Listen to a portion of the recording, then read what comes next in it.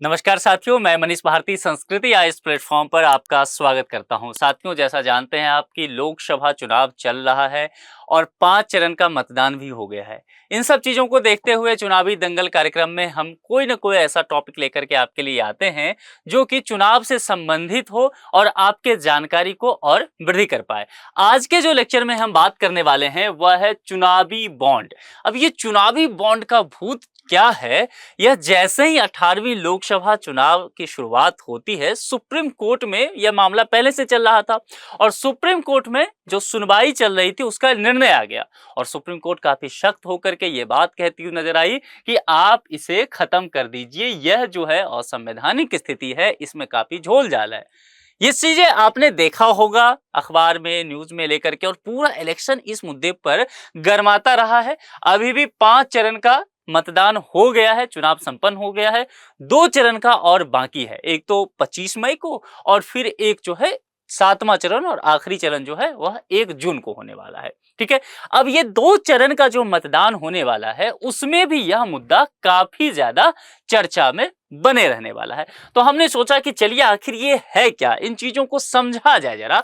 और आपने अखबार के माध्यम से इन चीजों को पढ़ा होगा, आपने टेलीविजन के माध्यम से सुना होगा, लेकिन इसके जो तकनीकी पहलू हैं, जो कुछ बारीक विषय हैं, उसके बारे में भी हमें समझना चाहिए। तो चलिए इसकी शुरुआत करते हैं कि सबसे पहले समझते हैं कि चुनावी बॉन्ड है क्या। देखिए, चुनावी बॉन्ड जो है पंजीकृत राजनीतिक दलों को चंदा देने का एक वित्तीय साधन था। ठीक है, अभी अभी एग्जिस्ट नहीं करता है। अभी कोई पार्टी चाहे कि इसके माध्यम से मुझे चंदा मिल जाए तो संभव नहीं है।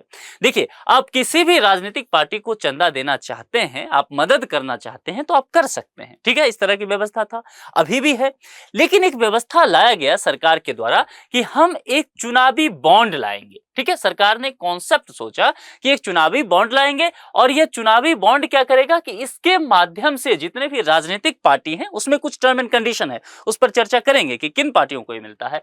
तो उसके माध्यम से हमें क्या होगा कि चंदा प्राप्त हो जाएगा। किसी भी पार्टी को डोनेशन चाहिए, क्योंकि ये जो रैलियां होता है, इतना खर्चा होता है, ये सब चीजें जो है, इन सब चीजों को करने के लिए उन्हें पैसे की जरूरत तो है। तो ये वित्तीय साधन इसके माध्यम से पूरा हो पाएगा और इसका जो जरिया होगा, फॉर्म होगा, यह होगा। अब यहां पर एक शब्द आता है पंजीकृत राजनीतिक दलों। मैंने आपको राजनीतिक दल का एक लेक्चर लिया था कि यदि आपको अपनी पार्टी बनानी है तो किस तरह से आप करेंगे। उसमें मैंने ये चर्चा किया था कि पंजीकृत राजनीतिक दल होता है, ठीक है, और उसमें मान्यता प्राप्त होता है, गैर मान्यता प्राप्त होता है। तो ये सब चीजें उस लेक्चर में आप देख लीजिएगा। यहां जो चर्चा है वह पंजीकृत राजनीतिक दल का है। अब यहां उद्देश्य इसका क्या रखा गया था, जब आप ये सोचेंगे आप कहेंगे सुप्रीम कोर्ट ने तो कह दिया कि इसमें जो है वह असंवैधानिक है, इसमें दूरदर्शिता की कमी है, पारदर्शिता की कमी है। लेकिन जब गवर्नमेंट इसको लाई थी तब इसका उद्देश्य यही रखा गया था कि इसमें जो है पारदर्शिता को बढ़ावा मिलेगा। किसके पारदर्शिता को बढ़ावा मिलेगा? तो राजनीतिक दलों को जो पैसा मिलेगा, वित्त पोषण होगा, उसमें बढ़ावा मिलेगा। यह समझ में आएगा कि किसने पैसा दिया है, क्या दिया है, ये सारी जानकारी रहेगी। और यहां पर समझ सकते हैं कि अगर राजनीतिक दलों को कोई चंदा देना चाहता है तो वह जाकर के पैसा तो डोनेट कर देगा, लेकिन कोई जानकारी नहीं है, यहां पर कम से कम जानकारी इन सब चीजों का रहेगा। तो एक पारदर्शिता लाने की कोशिश किया गया था। चुनावी बॉन्ड योजना की घोषणा जो है वर्ष 2017-18 के बजट भाषण जब हुआ था तो उस बजट भाषण के माध्यम से इसकी घोषणा किया गया था। और ये यूं ही नहीं लागू कर दिया गया, बल्कि इसको लागू करने के कुछ कानून में भी परिवर्तन करना पड़ा था, जैसे कि रिजर्व बैंक एक्ट 1934 और जनप्रतिनिधित्व अधिनियम 1951 में जो भी आवश्यक संशोधन था, सरकार उसमें संशोधन करती हुई पार्लियामेंट के थ्रू नजर आई थी। अब चुनावी बॉन्ड कितना दे सकते हैं? आपको मन करे कि पहले, अब तो है ही नहीं, पहले जब किसी कंपनी को मन करे या किसी बिजनेसमैन को मन करे कि मैं अमुक पार्टी को इतना पैसा देना चाहता हूं, तो वो कितना हो सकता था? तो देखिए, यह 1,000 रुपये, 10,000 रुपये, 1,00,000 रुपये, 10 लाख रुपये और 1 करोड़ रुपये के गुणकों में उपलब्ध होता था। इसके माध्यम से आप कर सकते थे। कोई भी भारतीय नागरिक या संस्था या कंपनी चुनावी बॉन्ड खरीद सकती थी। ध्यान दीजिए, भारतीय नागरिक की बात किया गया, कोई भी इंडियन सिटीजन हो, इसके अलावा कोई भी इंस्टीट्यूट हो तब भी हो सकता है, इसके अलावा कोई भी कंपनी हो तब भी, ये तीनों ही चुनावी बॉन्ड जो है वह खरीद सकती थी। ठीक है, और ये हुआ भी। यहाँ पर एक व्यक्ति एकल रूप से या अन्य व्यक्तियों के साथ संयुक्त रूप से चुनावी बॉन्डों को भी खरीद सकता था, इसकी भी व्यवस्था किया गया था। चुनावी बॉन्ड खरीदने वालों के नाम को गोपनीय रखा जाता था और यही बातें जो है परेशानी का कारण बना। सुप्रीम कोर्ट यही बात पर जो है नाराज होती हुई नजर आई कि सूचना का अधिकार प्राप्त करना नागरिकों को का एक अधिकार है, आपको ये सूचना उपलब्ध कराना चाहिए, तो आप ये सूचना क्यों नहीं उपलब्ध करा रहे हैं। एक तरफ तो आप कह रहे हैं कि चुनावी बॉन्ड के माध्यम से राजनीतिक पार्टियां अपनी वित्तीय साधन जुटाती हैं, चंदा लेती हैं, तो इससे पारदर्शिता आएगा, और दूसरी तरफ आप कह रहे हैं कि जो लोग हमें चंदा दे रहे हैं उसके नाम को हम किसी को नहीं बताएंगे, हम गोपनीय रखेंगे चुपचाप, कि आप चुपचाप हमारी पार्टी को पैसा दे दीजिए, अमुक व्यक्ति उस पार्टी को पैसा दे रहा है, तो आप यहां बताना भी नहीं चाह रहे हैं। तो भाई ये किस तरह की पारदर्शिता हो गई? जनता तो जान ही नहीं रही है, जो व्यक्ति यहां पर पैसा दे रहा है, संस्था दे रहा है, कंपनी दे रहा है, किस पार्टी को दे रहा है वो पार्टी जान रही है, व्यक्ति जान रहा है, या बीच में जो बैंक है एसबीआई को रखा गया तो एसबीआई जान रही है। तो आप तो जान ही नहीं रहे, हम तो जान ही नहीं रहे हैं। तो यही मुद्दा था कि जनता को जानना चाहिए था। यदि आपको मिल भी रहा है तो आप व्यवस्था करते हैं इसमें कि अमुक कंपनी ने फलाने पार्टी को जितने करोड़ का फंड दिया वह उस पार्टी के वेबसाइट पे नजर आना चाहिए था। इसके माध्यम से जनता देख तो पाती कि ठीक है किस कंपनी ने किस पार्टी को पैसा दिया, और यह भी फिर देख पाती कि क्या यहां पर जो क्रोनिक कैपिटलिज्म का एक बातें कहते हैं ना, याराना पूंजीवाद, क्या यह तो नहीं हुआ।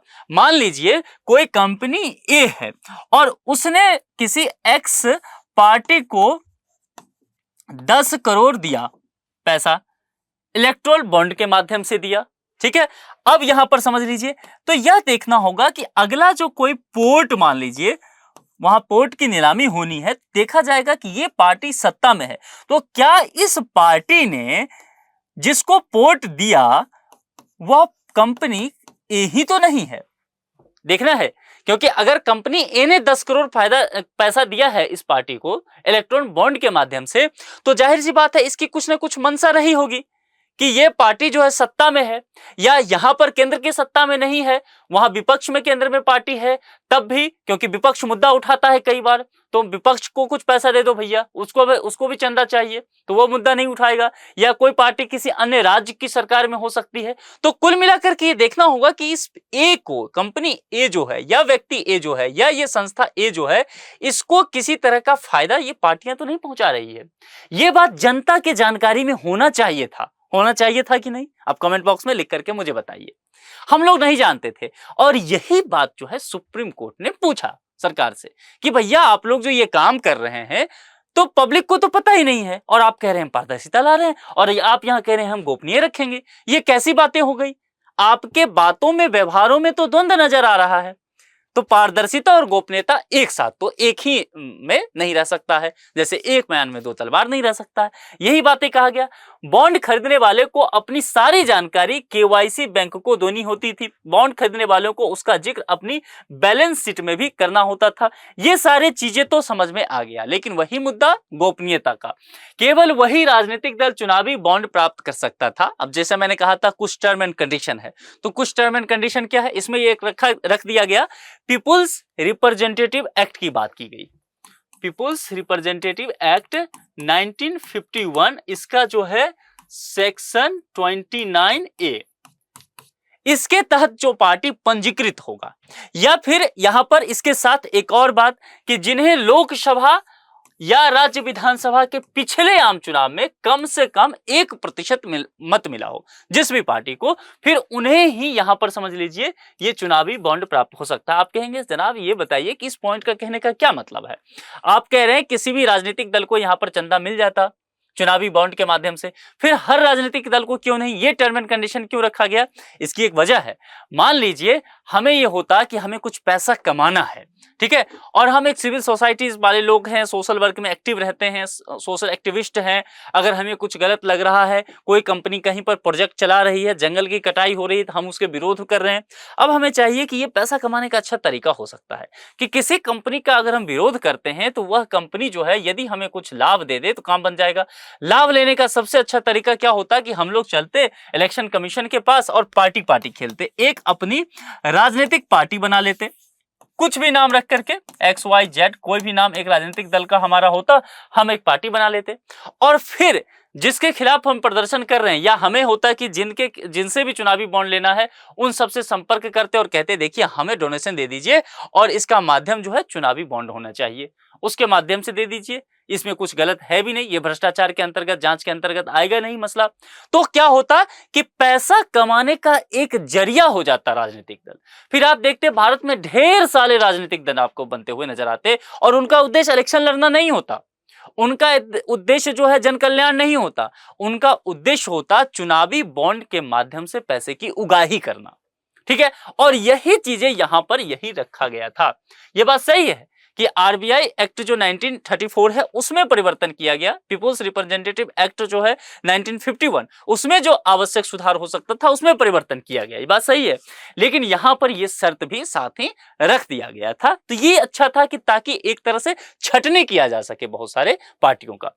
इसे राजनीतिक दल द्वारा अधिकृत बैंक खाते के माध्यम से ही भुनाया जा सकता था। चुनावी बॉन्ड पर बैंक द्वारा कोई ब्याज नहीं। ठीक है, एक मसला यह हो गया। दूसरा, वैधता अवधि की समाप्ति के बाद चुनावी बॉन्ड जमा किए जाने पर किसी भी राजनीतिक दल को कोई भुगतान नहीं किया जाएगा, यह भी प्रावधान रखा गया था।